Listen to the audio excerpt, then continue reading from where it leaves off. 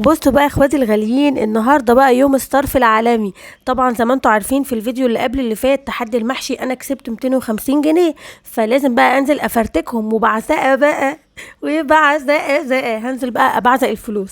بصوا انا كان من المفترض ان انا هشتري بلوزه او اي حاجه ليا، يعني هجيب اوتفيت، هجيب حاجات ليا. بس بصراحه اكتشفت ان انا محتاجه حاجه اهم من كل الحاجات دي، وهي المرتبه بتاعتي. المرتبه بتاعتي يا جماعه دي غاليه جدا، انا كنت شارياها في اول لما اتجوزت، الكلام ده من فتره طويله، كنت شاريها ب 3500 جنيه.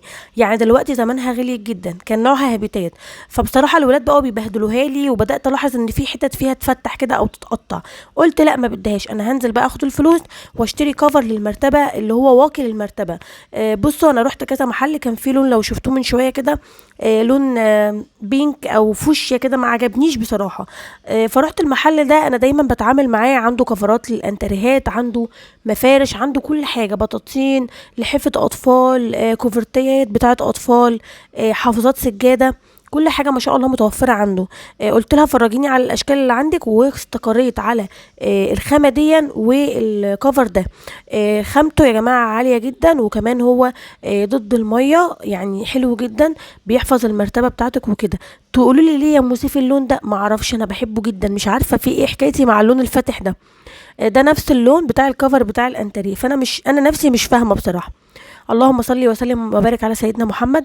تعالوا بقى نلبسها لها المرتبه، يمكن بقى ايه يعني نحافظ عليها من بهدله العيال. يا ولاد العيال بيبهدلوها خالص. هي النوع اسمه اوريجينال، تمام. اشتريتها بكام؟ انا لفيت كتير، لقيت اسعار 700، اسعار تانية 300، 400. في بقى ناس قالوا لي 250، والست دي جابت لي نفس الخامه ونفس الجوده ونفس كل حاجه بتاعتهم 250، انا جبتها ب 200 جنيه. ايه رايكم بقى في شطارتي؟ شاطره انا صح؟ قعدت افاصل معاها، هي عارفاني بقى، قالت لي ده انتي صعبه. قلت لها لا لا لا، انا زبونتك بقى، فعملت لي الواجب دوت. بصوا ما شاء الله شكلها كويس، وما شاء الله مناسبه جدا للسرير. السرير ده 160، فانت لو هتروحي تشتري تبقى عارفه مقاس السرير بتاعك ايه. في 120، 160، 180، في كل الاحجام منه. بص الاوضه عامله ازاي، ده كده يوم عادي جدا، ولادي كانوا بيلعبوا يا جماعه عادي، كل حاجه على الارض، مفيش مشكله، الملايات والدولاب كله بينزل على الارض. المهم قعدت بقى الزوز على المرجيحه، وقلت له يا ريت تقعد مؤدب ومحترم لحد ما اخلص. زين يا جماعه بقى كان راجع من المدرسه، برضو هشارككم روتين اول يوم مدرسه. المهم زين كان راجع من المدرسه، وانا هقول لكم احنا عملنا ايه في المدرسه برضو كمان شويه، بس حبيت بس اشارككم فرحتي الاول بالكفر بتاع المرتبه دوت. هو جميل وبيحمل مرتبه، وبجد نصيحه لاي واحده اشتريه وهاتيه. يعني مع المرتبه كده وانت بتشتريها هاتيه، هيحافظ عليها ومش هتتبهدل، وهتقومي شايلاه في ثواني حطاه في الغساله وهيتغسل معاكم وهينضف وهيكون فله. بلم الغسيل ده، كنت انا لما من شويه من البلكونه، هطبقه بقى كده واحطه في الدولاب وارتب الدولاب بتاعي. سيف بقى فرهد النهارده صاحي من الساعه يا جماعه كام، 6. 6 الصبحيه، لبسته ونزلنا على طول، فيعني يعتبر قعد كذا ساعه صاحي، وتعب كمان لانه عمل مجهود في المدرسه والطابور والحاجات دي. لا اله الا انت سبحانك اني كنت من الظالمين. لو اول مره تشوفوني اشتركوا في قناتي وفعلوا الجرس عشان يوصلكوا كل جديد. اهم حاجه كده اللايك الجميل المتين بتاعك، وكمان اعملي لي يا غاليه اشتراك بتفعيل الجرس ده عشان يوصلك كل الجديد بتاعنا كله، ان شاء الله هيكون حماسي وطاقه ايجابيه. بصوا هنا بقى الطرحه برضو بطبقها. انا عايزه اجيب الشماعه يا ولاد، اللي هي فيها كذا مكان للطرح دي، بتبقى حلوه قوي. فكروني بقى اسال عليها تحت، اما انزل هسال عليها ان شاء الله. بصوا المشايه الصغيره دي كانت اخر حاجه ما اتغسلتش، هي واحده تانية في الطرقه، المشايه الطويله بتاعت الطرقه اللي هي لونها زيتي دون. هاخدهم بقى وهغسلهم برضو النهارده عشان اكون خلصت بند السجاد دون وانتهيت منه. زين بقى زهقان جدا بقعد امرجحه كده. جبت بقى المكنسه وقلت هنضف المكان عشان الزوز لو لقى حاجه على الارض هياخدها على بقه على طول. كان في تراب وكان في برضو اقلام كده وحاجات الولاد موقعينها، شلتها. عايزه اقول لكم الدولاب الجرار دون رغم ان هو حلو وما بياخدش مساحه ونضيف وكله، بس العيال بصراحه بيجننوا الواحد، كل شويه يفتحوه ويقعدوا جواه، ينزلوا الحاجه ويقعدوا. يا ولاد حرام عليكم، لا مفيش خالص فايده. المهم انا بخلص كله كده بالمكنسه عشان المكان يكون نظيف.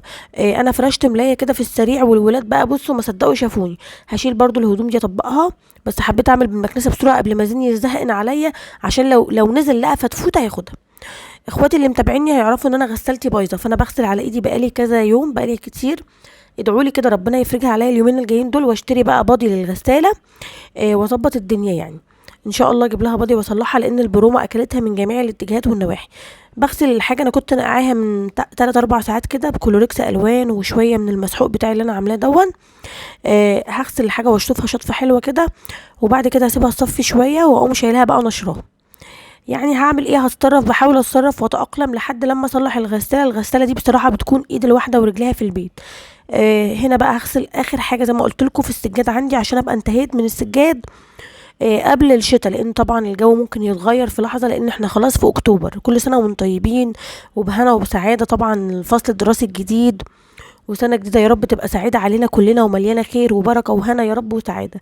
مسكت بقى المسحوق اللي انا كنت عاملاه قبل كده، الجل ده الجميل، رغوته وريحته جميله يا جماعه والله.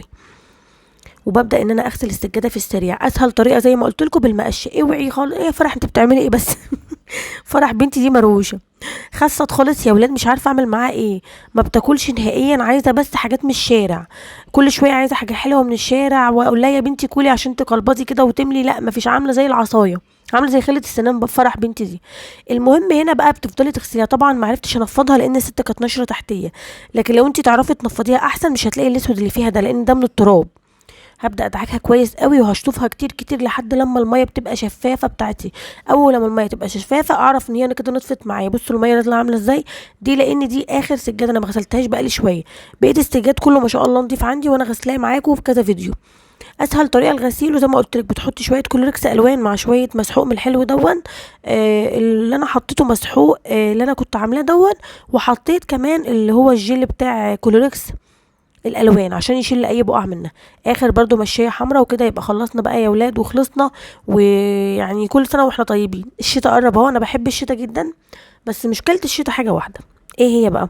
تعب الاولاد الصغيرين، بيبقوا بقى تعبانين ومرشحين ومسكمين والدنيا بتبقى صعبه. حتى انا والله تعبان. يلا الحمد لله. هنا بقى بمسح المكان. فرح طبعا كانت بتساعدني المفروض. فانا قلت لها استني هنرش شويه من المسحوق بتاعنا كده وننضف الارضيه. هسيب السجاد بقى يصفي. مسكت المقشه برضو ودعكت دعكت دعكت دعكت لغايه لما خليته فله شمعه منوره. هنا بقى ايه، بمسح الميه كلها وبخلي المكان كويس، ويا دوبك السجاد يصفي هدخله بقى ايه انشره. بصوا انا عندي كذا حاجه عايزه تتعمل، يعني زي ما قلت لكم قبل كده كتير ان في عندي افكار كتيره وحاجات كتيره عاوزه اعملها. بصوا بقى اللي انا فيه يرضي ربنا، بعد ما اكون بنام الساعه 6 الصبح اصحى الساعه 5:30. انا صاحيه، بصوا الدنيا ضلمه لسه. انا نازله من البيت الساعه 6:15 عشان خاطر الحق المدرسه. عايزه اوديه كده بدري يلحق الطابور من اوله ويعرف فصله وكده. بصوا بقى هو حالق بقى ومظبط ولابس لبس المدرسه وفرحان قوي، بيقول لي يا ماما ايه ده الجو ده، ايه ده الليل لسه ملاي. قلت له اه يا حبيبي لسه الدنيا بخير. ايه بخير. حبيت اشارككم المقطع ده عشان تشوفوا القمر كده وشكله الجميل وهو لسه ساطع كده في السماء. بصوا انا قبل ما اروح المدرسه طبعا خليت سيف اتوضى وصلى وغسلت له اسنانه بالمعجون. وبعد كده قلت له تحب تاكل ايه في السندوتشات، نستون ولا جبنه رومي؟ قال لي لا يا ماما اعملي لي جبنه رومي انا بحبها. هو اكتر حاجه بيحبها في العيش الفينو الجبنه الرومي، بس كان فيها فلفل اللي هو الاسمر الصغير الحصى دون. فانا قلت بقى ايه هشيله وعماله بقى اكل معاكم. جبت له بقى في اللانش بوكس هحط له سندوتشين نصين من الجبنه الرومي، وكنت جايبه له عصير. واخر مره هدخل العصير ده بيتي ب10 جنيه يا ولاد. انا قلت افرحها اول يوم بس، بعد كده هعمل له عصير في البيت. وحطيت له كوكيت كنت انا عاملاه، هتشوفوا دلوقتي وانا بحطه. والعصير ده بقى وخلاص. وكان عندي برضو كيس مولتو هاكله دلوقتي عشان يغير نفسه وكده ويبقى فطر حاجه قبل ما ينزل. قلت له اعمل لك شاي بلبن مرضوش. المهم انا جهزت له بقى اللانش بوكس بتاعه الجميل دون. رغم ان انا ما بقتنعش باللانش بوكس، ماله الكيس البلاستيك بذمتكم مش كان حلو؟ كنا زمان ناخد السندوتشات في الكيس البلاستيك الجميل دون. ودايما يقول لما تضيعوش الكيس عشان هنحط لكم فيه سندوتشات تاني. بجهز له بقى كراريسه وحاجته كده في الشنطه. وبس كده. زي ما قلت لكم انا ما اشتريتش شنط ولا اي حاجه خالص، ما فيش غير اللانش بوكس جبته وجبت له الطقم بس، لان الطقم القديم صغر عليه. حطيت له الكوكيز، وعايزه اقول لكم كنت عاملاه كان جميل قوي. ان شاء الله هبقى اعمله معاكم في فيديو. هنا بقى خلاص احنا خلصنا. يا رب يا زين ما تصحاش، مش عايز اخده معايا بس بيقعد يعيط. لو صحى عيط هاخده، لو ما صحاش خلاص هنزل انا في السريع. المهم بقى زي ما قلت لكم نزلنا كده يا ولاد، ركبنا بقى الاسانسير ونزلنا. وزي ما انتم شفتوا الجو عامل ازاي. بصوا يا جماعه ايه ده، الدنيا لسه مليله. انا وهو متفاجئين بقى. قلت له ايه ده يا سيف احنا نازلين بدري، احنا اول ناس. نزلنا بقى على الاسانسير وقلت له بص بقى يا سيف تعالى بقى اتمشى كده، لو قدرت تمشي خلاص، ما قدرتش تعالى نركب بقى الليموزين بتاعتنا ونروح بقى ايه المدرسه واحنا راكبين. قال لي يا ماما مش هقدر امشي وبتاع. قلت له طب خلاص تعالى نركب الليموزين ونروح بقى ايه على على المدرسه. الليموزين اللي انتوا شايفينه ده احنا راكبينه ده احلى توك توك. بصوا هي المدرسة مش بعيدة قوي ومش قريبة، يعني وسط يعني، بس نمشي لها مسافة، يعني نمشي شوية لحد ما نوصل. فانا قلت له عشان اول يوم مش عايزين نتأخر، عايزين نلحق بقى الطابور من اوله. عايزة اقول لكم احنا كنا من اوائل الطلبة اللي موجودين في المدرسة. بصوا الطريق هنا كله اشجار وجميل قوي، بحب اتمشى جدا في المكان ده، بس لما بكون بقى مبدره احنا خلاص قربنا نوصل، خلاص هانت اهو. بصوا شايفين السور بتاع المدرسه بيقعدوا يكتبوا عليه كده حاجات جميله قوي. المهم بقى بعد ما خلصنا المدرسه قلت بقى لازم اعمل له اكله حلوه، ده اول يوم مدارس. اعمل له ايه؟ اكله ترم عظمه. انا جبت بقى ايه؟ جبت لي بقى كيلو من اللحمه البلدي العسل، لحمه بلدي يا ولاد وربنا ما بتخش الا في مناسبات. ازغرط والله عايزه ازغرط. اللحمه البلدي ب 360 جنيه، اللي هي من غير دهن خالص. اللحمه بقى اللي فيها دهن شويه ب 350 جنيه. المهم بقى انا اقول لكم على طريقه حلوه ليها. فانا بصوا حبيت اشارككم اللحظه التاريخيه لانها مش بتتكرر كتير. انا داخله جمعيه يا جماعه عشان اجيب اللحمه دي. المهم بقى يا حبايب قلبي الغاليين، هقول لكم طريقه حلوه لسلقها وكده، وهقسمها على مرتين. بصوا بقى هي اللحمه ايه، بصوا اللحمه البلدي لونها بيبقى مختلف عن اللحمه المجمده. اللحمه المجمده بتحسيها كده مطفيه عن دي احسن بكتير بصراحه. وطبعا اكيد الطعم هيبقى مختلف. هنشوف وهندوق وهنقول لكم ايه راينا في الاخر. هقطعها بقى كده على قطع، هشوف كده عدد القطع بتاعتنا اللي هيكفينا ايه، وبعد كده هقسمها على كيستين. الكيلو على مرتين حلو قوي يعني يا جماعه، لانه اصلا غالي جدا يعني. المجمد انا بجيب الطبق ب 120 جنيه زي ما قلت لكم، او 110 على حسب بقى الناس اللي بجيب منها. جبت بقى اللحمه بتاعتي، حطيت معلقه من السمنه. انا عايزه بقى اخد شوربه حلوه، ومش هحط البصل دلوقتي، بس لما اديها تشويحه كده هحط البصل بتاعي. بصراحه حبيت اعمل اكله كده حلوه للواد، قلت بقى هيجي هفتان من المدرسه. على فكره ما بيقعدش وقت حاجه، بس احنا اللي قلبنا حنين قوي يا جماعه والله. يعني هو ما بيقعدوش غير 3 ساعات. ده احنا كنا زمان بنقعد في المدرسه دي يعني كام 8 ساعات بنقعد نتفحت. المهم بقى هضيف لها ميه، وميه عادي يا جماعه من الحنفيه، انا مش بضيف ميه مغليه. وبتبقى حلوه. كنت انا بقى عامله حله محشي كده، حلتين من المحشي، حله محشي عادي ومحشي مشكل. جبت بقى الشوربه بتاعت اللحمه الجميله بعد ما سلقت سلقه كويسه كده، حطيتها وحطيت عليها معلقه من الصلصه، ما حطيتش اي حاجه تانية غير كده. وهسيب بقى اللحمه بتاعتي تكمل سواها، هي قربت تستوي خلاص. وهحط بقى المحشي يستوي. عايزه اقول لكم تحفه المحشي، بس الاضاءه مش عارفه مغيره لونه هنا ليه، بس هو تحفه بجد. هغرف بقى معاكم المحشي. وزي ما قلت لكم انا يعني بحب اعمل المحاشي المشكله كمان اكتر من الكرنب. بحب قوي البتنجان. تمام. كل شويه اعمل لهم محشي يعني عشان يعدوا الجمايل بقى بذمكم، يعني في حد كل شويه يعمل محشي كده؟ واحنا عندنا مدرسه كمان. المهم هغرف بقى المحشي بتاعي هو ده كده ايه يعني ايه 100 علينا المحشي. وهغرف لكم برضو اللحمه وهفرجكم عليها. انتوا عارفين اللحمه البلدي لازم اوثق اللحظه، فهفرجكم برضو عليها ونشوف كده ايه يعني الدنيا. هنشوف في فرق ما بينها وبين اللحمه التانية ولا لا. اولا هي ريحتها وهي على النار تحفه، يعني عايزه اقول لكم ريحه اللحمه بقى اللي هي ايه تشميها من على بعد ايه 5 امتار كده. والمحشي كمان بقى طعمه جميل. تعالوا ندوقه. بحب قوي ادوق المحشي وهو سخن كده، باخد لي 10 صوابع كده يا جماعه بدوقهم يعني عادي. ندوقوش. ده بقى المحشي المشكل بتاعنا اهو. بتنجان وكوسه وفلفل رومي. كنت عايزه اجيب فلفل الوان بس ب 40 جنيه والنبي ما اجيبه، اما يرخص ابقى اجيب. انتوا عارفين يعني. المهم هنا بقى نغرف برضو البتنجان وناكل بقى احلى اكله دي ولا ايه. بصوا حبايبي شكله جميل ما شاء الله. بصوا انا ما كترتش كرنب لان للاسف الكرنب اللي عندي خلص، هبقى اشتري تاني واسلق بقى معاكم ونعمل.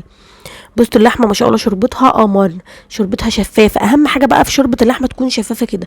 دقتها لقيتها بتدوب كده يعني خطيره كده. لا لا لا يا جماعه، فرق السمن من العمى عن المجمد. بصراحه المجمد مش وحش، بس هي طعمها وكل حاجه احلى بكتير. الحمد لله على كده يعني. اتمنى الفيديو يكون عجبكم واشوفكم على خير حبايبي واخواتي الغاليين. سلام عليكم ورحمه الله وبركاته.